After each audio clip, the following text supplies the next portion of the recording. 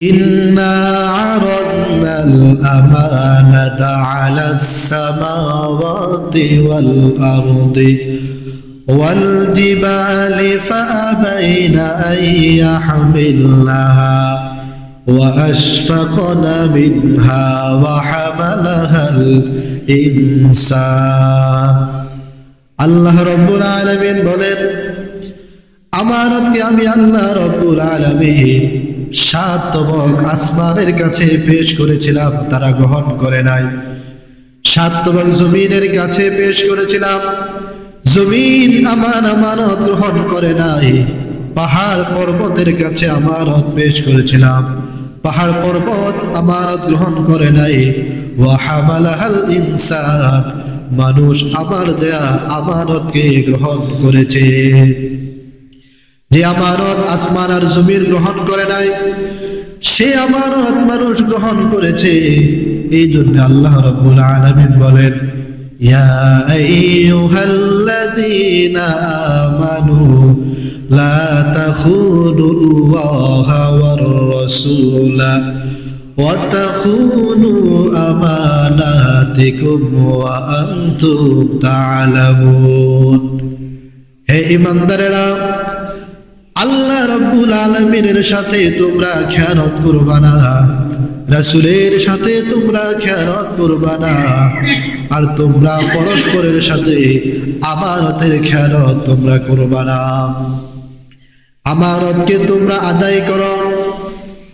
এই জন্য আল্লাহর নবী মক্কা ছেড়ে যেদিন হিজরত করে মদিনায় চলে যাচ্ছেন, হযরত আলীকে ডাক দিয়ে বললেন, আলী, হিজরত করে মদিনা চলে যাচ্ছে, তামাম মক্কাবাসী রাসূল হিসেবে আমাকে গ্রহণ করে নাই, আল আমিন হিসেবে তারা আমাকে গ্রহণ করেছে।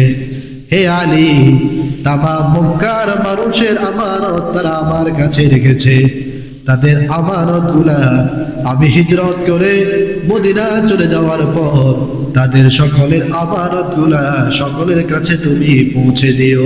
সুবহানাল্লাহ। মক্কার মানুষ নেতা মানত আবু জাহেলকে, কিন্তু আমানত আবু জাহেলের কাছে রাখতো না, কারণ তারা জানে আমানত রাখলে ওই আমানত আর থাকবে না। নেতা মানত আবু লাহাব, উতবা, শাইবাকে, কিন্তু আমানত তাদের কাছে রাখতো না। বিপরীতে মক্কার মানুষ আল্লাহ রসুলকে রাসূল হিসাবে মানত না, তবে তাদের দেয়া আমানত তারা আল্লাহ রসুলের কাছে রাখতো।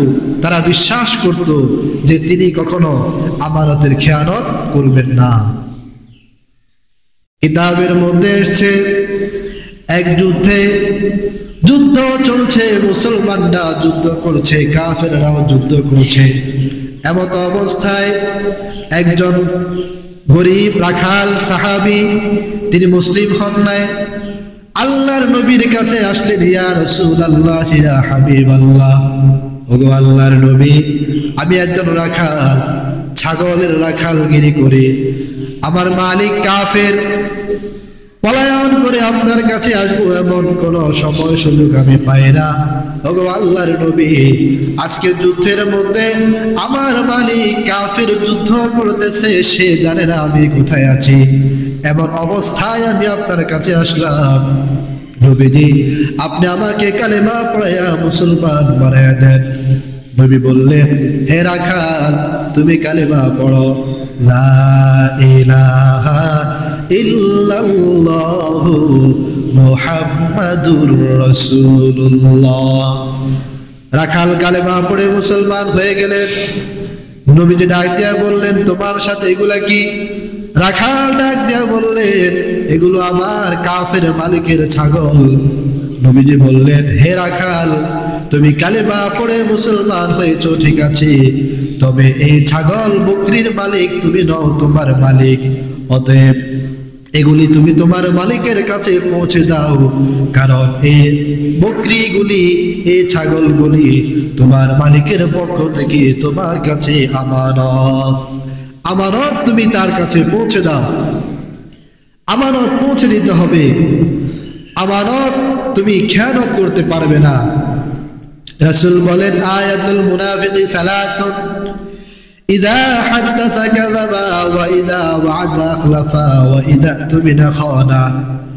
মুনাফিকের তিনটা আলামত: যখন কথা বলে মিথ্যা কথা বলে, যখন ওয়াদা করে ওয়াদা খেলাফ করে, আর যখন তার কাছে আমানত রাখা হয় সে আমানতের খেয়ানত করে, আমানত আদায় করে না। আমানত আদায় করতে হবে। মুনাফিক কথা বললেই মিথ্যা বলে, সত্য কথা কি জিনিস সে জানে না। ওয়াদা করলেই সে তার খেলাফ করে, বিপরীত করে। আর তার কাছে যদি আমানত রাখা হয় সে আমানত এর খেয়ানত করে, সে আমানত সে আদায় করে না। এই জন্যে রাসূল করিম সাল্লাল্লাহু আলাইহি ওয়াসাল্লাম বলেন, মুনাফিকের এই তিনটা আলামত যেন তোমাদের মধ্যে প্রবেশ না করে। তোমাদের কাছে যদি আমানত রাখা হয় তোমরা সে আমানত তার মালিকের কাছে পৌঁছে দাও।